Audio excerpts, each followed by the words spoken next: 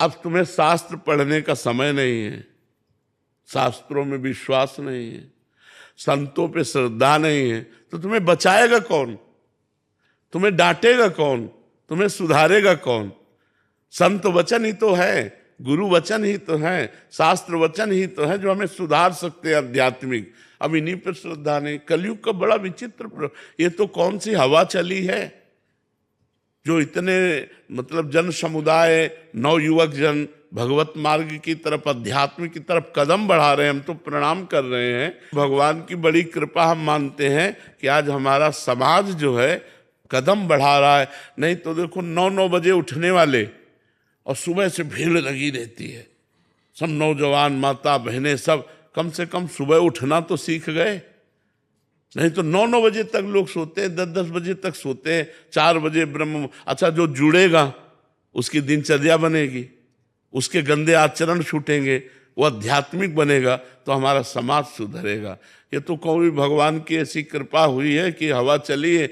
नहीं तो बहुत ही व्यसन में, छोटे छोटे बच्चे व्यसन में, व्यभिचार में, गंदी आदतों में। कलयुग का प्रभाव देखो, जहाँ 13-14 वर्ष के बच्चे को संसारिकता का ज्ञान नहीं होता था, गांव में हमने देखा है, कोई गलत आचरण की भावना ही नहीं थी।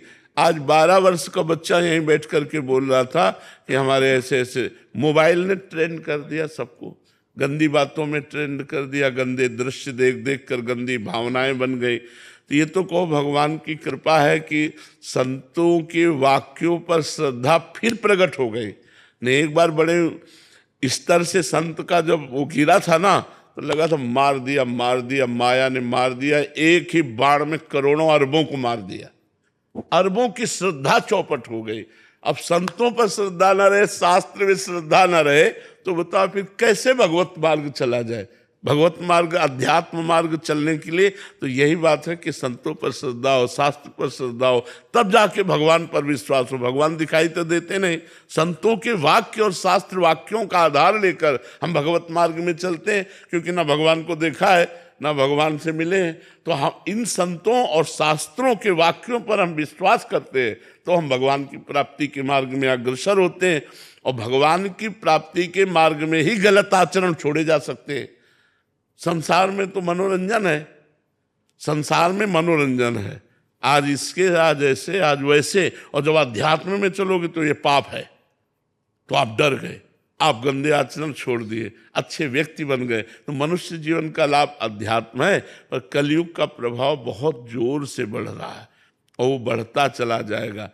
देखो, पहले कोई उत्सव होता था, जैसे गांव के उत्सव हैं, ब्याह हैं, कुछ भी, तो सबके पैर धोए जाते थे, पवित्र आसन पर बैठाल कर पवित्र पत्तल में, और फिर भोजन परोसा जाता था।